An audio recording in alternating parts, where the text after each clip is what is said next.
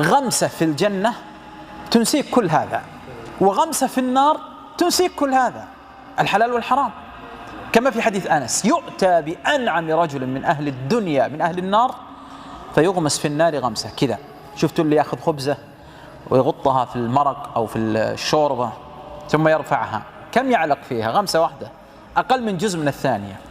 فيسأل هذا الذي عاش مئات السنين في الحرام: هل رأيت نعيما قط؟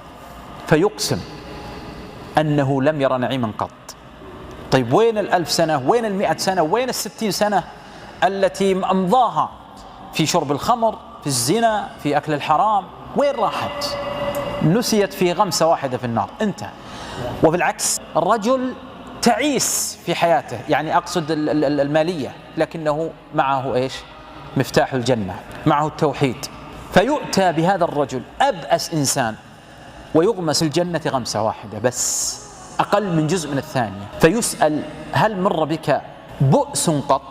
فيقسم أنه ما مر به بؤس قط. أين ذهبت مجاهدة النفس على الطاعة والصبر عليها؟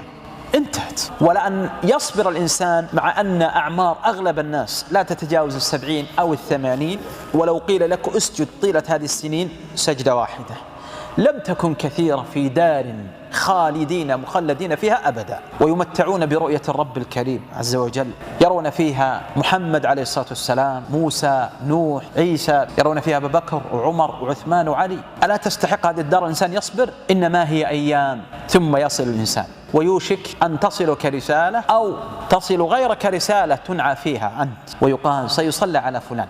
في المقبرة أناس ترى مدفونين من 100 سنة أو أكثر، وفيها من دفن ماذا؟ قبل أيام. كل هؤلاء الآن في الحياة البرزخية كأنهم ما عاشوا.